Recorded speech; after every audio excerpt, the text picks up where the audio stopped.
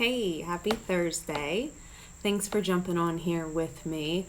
I'm going to try and normally I talk and talk and talk and talk, so I'm going to try and keep it condensed today. I've got a lot on my plate. It seems like I'm just in this really super busy season, so you can see I'm making a nice long list of all the emails I need to respond to and the places in town that I need to go and just all the little loose ends that I need to tie up. So let's talk about the 3 things that I want to share with you this week.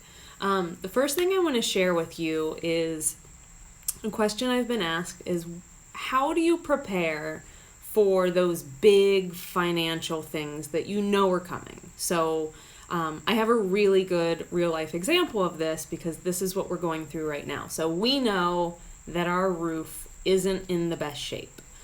We don't have any leaks, but we noticed that there's not a lot of grit up on the shingles. So we called a contractor to come out. He took a look around. He said, you know what, I think you've got about another year, maybe 2, but you do need to look at replacing your shingles. He didn't see any damage. He just, your shingles are getting worn out. So we got an estimate for around $12,000. So we know that's coming.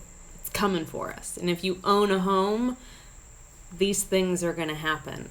We know we have some, not foundation repairs, but we need to actually move some dirt around the foundation to get water away. So we know we have some things that we need to pay for, and we're prioritizing. First thing we're doing is prioritizing what needs done now, what can we do now, and doing the things kind of in order. We know we have a little bit of time on the roof, so we're going to do what we call a sinking fund. And that is a separate account where you know that in 1, 2, 3 years, you're going to have a roof repair. You're going to need to replace the car, or maybe you're going to need to buy a car for a child, but you know you've got this big expense coming, but it's not here right now. So what we do is we set up a sinking fund for that, and we are just going to start putting away money each month, knowing we got to get a new roof. It sucks. There's no fun about it. It's the worst way to, it's the best investment you can make in your home, but it sucks. It's no fun. I'd much rather be putting money towards a Hawaiian vacation. But that's what we do when we know that we've got a big thing coming down the road. It's not an emergency, and we don't want it to be an emergency because we are self-employed. We want to keep our emergency fund for if someone breaks a leg and can't work, that kind of stuff. So we know this is coming. You can do the same thing on smaller scales. Guess what's coming in 4 months? Yeah, the holidays, Christmas, Hanukkah, all the holidays, all the gift giving, the big holidays.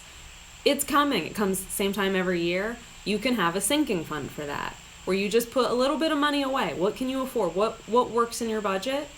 Throw a little bit of money into that sinking fund, knowing those funds, that money, it's sunk. You know you're going to spend it. So you might as well kind of save up for it. So that's the first thing I wanted to share with you. The second thing I wanted to share, my friend Alyssa shared with me this week. I know a lot of you are coaches, teachers, many of you are therapists. You're running a business that relies on scheduling. And maybe maybe your business isn't at the point where you can afford big, fancy scheduling software that's really built into your own website. And you certainly don't want to be handling all of your scheduling one-on-one where you're going back and forth via email, because nobody wants to do that. So Alyssa shared with me something called Acuity Scheduler. And it looks really cool. I haven't set it up because I'm not doing I'm not taking on a lot of clients right now. But it integrates into almost anything you use. So whether you're using QuickBooks or FreshBooks, GoToMeeting and Zoom. I know a lot of you are using Zoom to meet with your clients, so it integrates directly into Zoom. So you can, when they schedule their appointment, the Zoom link will be in there. You're not having to send them Zoom links later. So this is all about just streamlining your business so that you have more time to either focus on your business to make more money, or you have time to focus off of your business so you have a life. Some of us, our businesses can become hobbies, so I get that.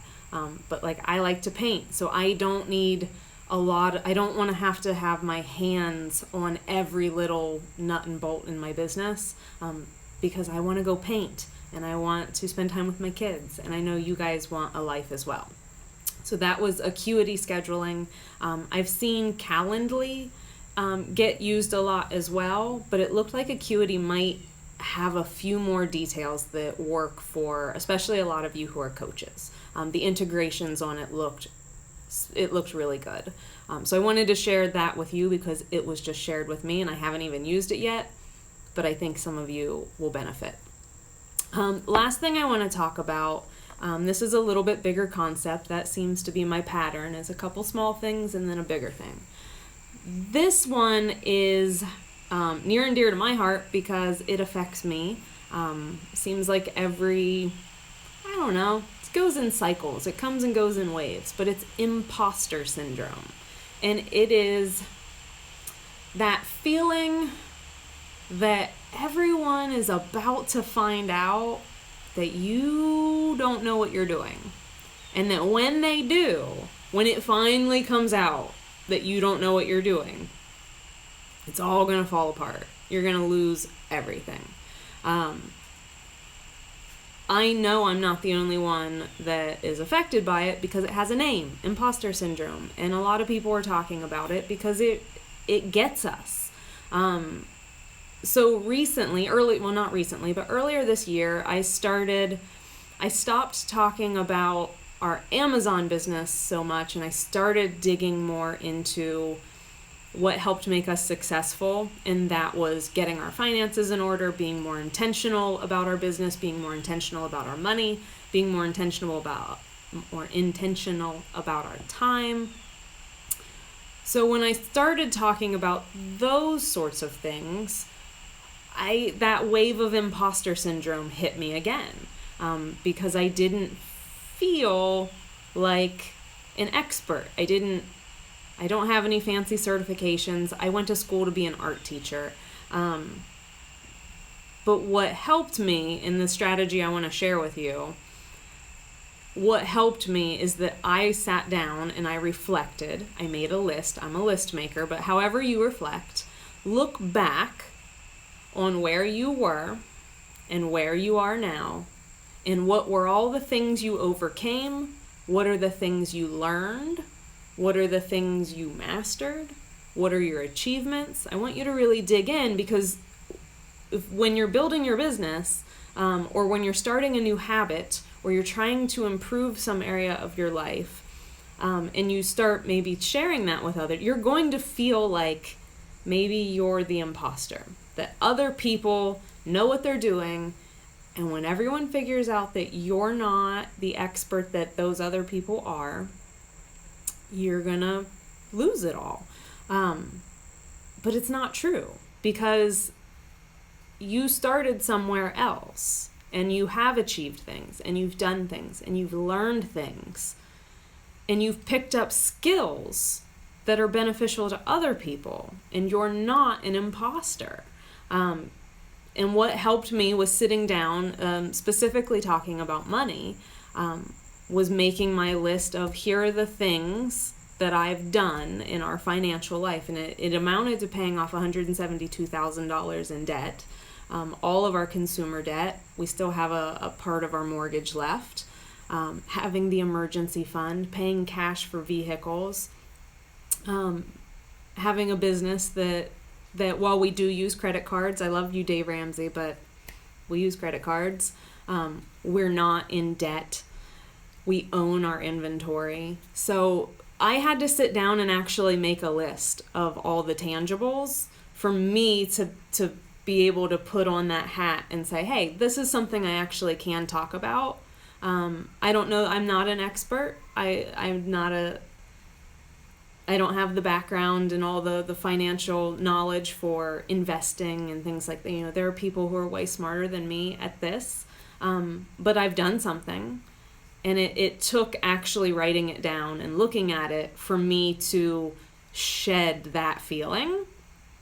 And I know that you guys are experiencing that as well, and it's going to hit me again in the future. So that's the thing, like, it doesn't just go away, but this strategy of sitting down and reflecting on what you've done will really help you when those feelings come back. And the feelings tend to come back when we're doing either new things or we're hitting a new level of growth.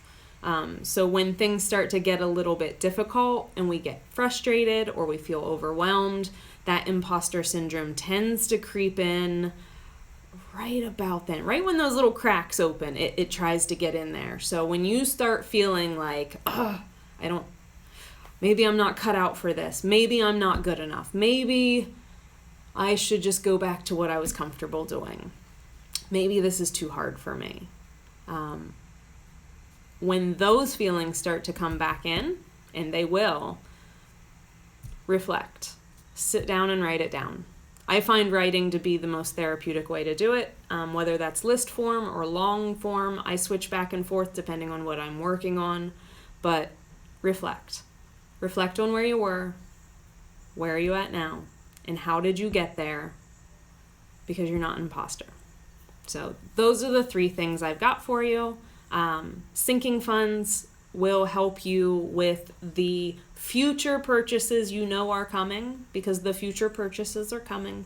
Christmas is coming, Hanukkah's coming, new roofs, new cars, they're coming. So we do sinking funds for that, where we just funnel away a little bit of money at a time, knowing it's not fun, but we've got to spend it on this thing. So that's just the reality, and that's how we do it. It's not exciting, but it works. For those of you who are coaches, therapists, if you're working in a business that requires scheduling, it looks like Acuity Scheduling is what I'm going to be using. Thank you to my friend Alyssa for sharing that with me, because the integrations on it, or the integrations that are available, like it works with so many different softwares. So it looked pretty incredible. And I think it'll be especially good for coaches who use Zoom to do their live calls. And then the last thing was imposter syndrome. If it doesn't hit you, I wish you could share your secret with me. But when it does hit those of you that it's coming for, when it gets into those little cracks and starts making you feel like you're not good enough, like this thing you want to do is too hard, and that you're the imposter, and that everyone's going to find out, and you're not. We're all figuring this out. You've achieved a lot of things. You've done a lot of things. You've learned a lot of things that are beneficial to others. You can help other people. And who cares if there are people who are doing it better, who are farther in their race than you are? Who cares? You have something to offer. You're not an imposter. So I hope you have a wonderful weekend. I hope you have a beautiful Thursday. Thank you for hanging out with me today, and I will chat with you soon. Bye.